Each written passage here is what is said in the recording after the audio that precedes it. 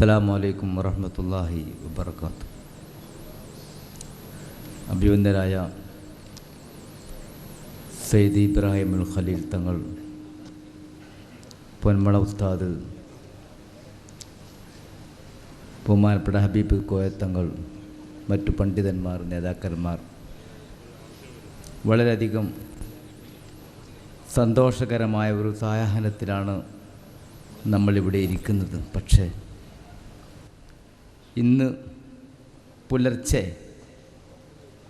നമ്മോട് വിട്ടുപിരിഞ്ഞ ഒരു മഹാവ്യക്തിത്വം, ആദർശ കേരളത്തിന് മറക്കാൻ കഴിയാത്ത ബഹുമാനപ്പെട്ട പാറന്നൂർ PP മൊയ്തീൻ കുട്ടി മുസ്ലിയാർ, അള്ളാഹു അദ്ദേഹത്തിൻ്റെ ഖബർ വെളിച്ചമാക്കി കൊടുക്കുമാറാവട്ടെ. സ്വർഗത്തിൽ അദ്ദേഹത്തെയും നമ്മയും അള്ളാഹു സന്തോഷത്തോടെ ഒരുമിച്ച് കൂട്ടി തരുമാറാവട്ടെ. അദ്ദേഹത്തിന് വേണ്ടി പ്രാർത്ഥിക്കാനും മയ്യത്ത് നിസ്കരിക്കാനും പരമാവധി നമ്മുടെ സ്ഥാപനങ്ങളിൽ ദിക്ർ സദസ്സുകളും ഖുർആൻ ഖത്തം സദസ്സുകളും സംഘടിപ്പിച്ച് നമ്മോട് വിട്ടുപിരിഞ്ഞ മഹാനായ നമ്മുടെ പ്രസ്ഥാനത്തിൻ്റെ ആദർശ സമൂഹത്തിൻ്റെ ശക്തമായ നേതാവായിരുന്ന ബഹുമാനപ്പെട്ട പാറന്നൂർ മൊയ്തീൻ കുട്ടി മുസ്ലിയാർ, അദ്ദേഹത്തെ നമുക്ക് മറക്കാൻ കഴിയില്ല. അനുസ്മരിച്ചുകൊണ്ട് ഞാൻ ചുരുക്കുകയാണ്. മഅ്ദിൻ അതൊരു ഉറവിടമാണ്, നന്മയുടെ ഉറവിടം, വെളിച്ചത്തിൻ്റെ ഉറവിടം, വിദ്യയുടെ ഉറവിടം. ഈ സമൂഹത്തിന് കാലികമായ നേതൃത്വം നൽകാൻ ശക്തനായ ഒരമരക്കാരനെ കാത്തു കഴിയുകയായിരുന്നു മലപ്പുറം ജില്ലയിലെ ജനത, അല്ല കേരളത്തിലെ, ഭാരതത്തിലെ ജനത. ബഹുമാനപ്പെട്ട ഖലീൽ തങ്ങളിലൂടെ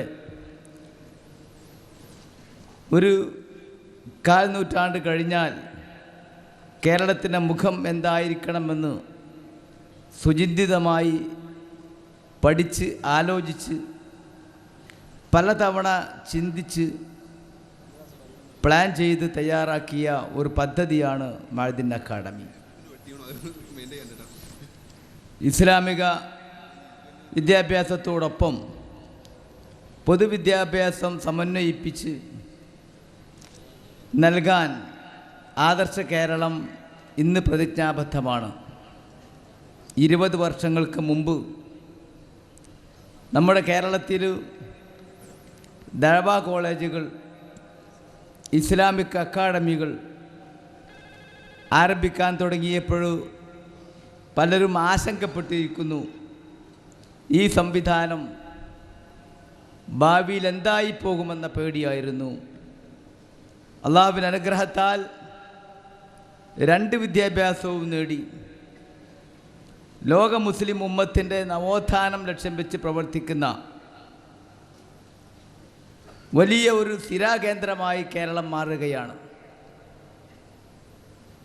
നേരത്തെ മഞ്ഞളാംകുഴി അലി നമ്മുടെ മന്ത്രി പറയുകയുണ്ടായി, 1,30,000 മതാധ്യാപകന്മാർ ഇവിടെ കഷ്ടപ്പെട്ട് ജീവിക്കുന്നതായാണ് ഔപചാരികമായ കണക്ക്. വ്യക്തമായ കണക്ക് അറിയത്തില്ല. ഒരിക്കലും എവിടെയെങ്കിലും കണക്കിൽ രേഖപ്പെടാനോ റെക്കോർഡിൽ പതിയാനോ ആനുകൂല്യങ്ങൾ പറ്റാനോ ഗവൺമെൻറ്റിൻ്റെ വാതിൽപ്പടികൾ മുട്ടിപിടിക്കാനോ തയ്യാറില്ലാത്ത ഒരാദർശ പാരമ്പര്യമാണ് മുസ്ലിം ഉമ്മത്തിൻ്റേത്. ഈ ആദർശ പാരമ്പര്യമുള്ളത് കൊണ്ട് തന്നെ പൊന്മള ഉസ്താദ് പറഞ്ഞതുപോലെ കഴിഞ്ഞ കാല പണ്ഡിതന്മാർ എല്ലാ വിദ്യാഭ്യാസ രംഗത്തും മികച്ചു നിന്നിരുന്നു. നമുക്കറിയാം, നമ്മുടെ കിടങ്ങയം, മഞ്ചേരിക്കടുത്തുള്ള കിടങ്ങയം ഇബ്രാഹിം മുസ്ലിയാർ, ബഹുമാനപ്പെട്ട ആലി മുസ്ലിയാരുടെ കൂടെ ബ്രിട്ടീഷ് സാമ്രാജ്യത്തിനെതിരെ പോരാടിയ, ശക്തമായി നേതൃത്വം നൽകിയ, മലബാറിലെ മുഴുവൻ പള്ളികളിലും കാൽനടയായി ചെന്ന് ബ്രിട്ടനെതിരെ, സാമ്രാജ്യത്വ ശക്തികൾക്കെതിരെ, ഇംഗ്ലീഷ് സംസ്കാരത്തിനെതിരെ സമൂഹത്തെ സജ്ജമാക്കാൻ ഏറ്റവും ശക്തമായ നേതൃത്വം നൽകിയ മഹാപണ്ഡിതൻ കിടങ്ങയം ഇബ്രാഹിം മുസ്ലിയാർ. കിടങ്ങയത്തെ പള്ളിയിൽ 10-60ഓളം വിദ്യാർത്ഥികൾക്ക് ദർസ് നടത്തിക്കൊണ്ടിരിക്കുമ്പോൾ പള്ളിയുടെ മിനാരത്തിൽ കയറി ഹാലി നക്ഷത്രത്തെ നിരീക്ഷിക്കുന്ന മഹാപണ്ഡിതനായിരുന്നു. ഒരു പക്ഷേ കേരളത്തിലല്ല, ഇന്ത്യയിലല്ല, ലോകത്താദ്യമായി ഹാലി നക്ഷത്രത്തെ നേരിട്ട് കണ്ണുകൊണ്ട് കാണുകയും ഹാലി നക്ഷത്രങ്ങളെ കുറിച്ച് കവിത എഴുതുകയും ചെയ്ത ആദ്യത്തെ പണ്ഡിതനാണ് മലബാറിലെ സ്വാതന്ത്ര്യ സമര സേനാനിയും നായകനുമായ ആത്മീയ പണ്ഡിതനായിരുന്ന കിടങ്ങയം ഇബ്രാഹിം മുസ്ലിയാർ. നെല്ലിക്കുത്ത് ആലി മുസ്ലിയാർ 12 ഭാഷകൾ ഒരേപോലെ സംസാരിക്കുന്ന മനുഷ്യനായിരുന്നു. നമ്മൾ മലയാളം പറയുമ്പോൾ ഉറുദുവും അറബിയും ഹിന്ദിയും പാർസിയും ഇറാനിയും ഒക്കെ സംസാരിച്ച് 12 ഭാഷകളിൽ ഒരുപോലെ സംസാരിക്കുന്ന മഹാപണ്ഡിതനായിരുന്നു. കിടങ്ങയം ഇബ്രാഹിം മുസ്ലിയാർക്ക് തന്നെ 12 ഭാഷകളുള്ള ഒരു നിഘണ്ടുണ്ട്. 12 ഭാഷകളുടെ അർത്ഥം പറയുന്ന മലയാള വാക്കിന് 12 ഭാഷകളിൽ അർത്ഥം വ്യാഖ്യാനിച്ചു തരുന്ന നിഘണ്ടു തയ്യാറാക്കിയ മഹാപണ്ഡിതനാണ് കിടങ്ങയം ഇബ്രാഹിം മുസ്ലിയാർ.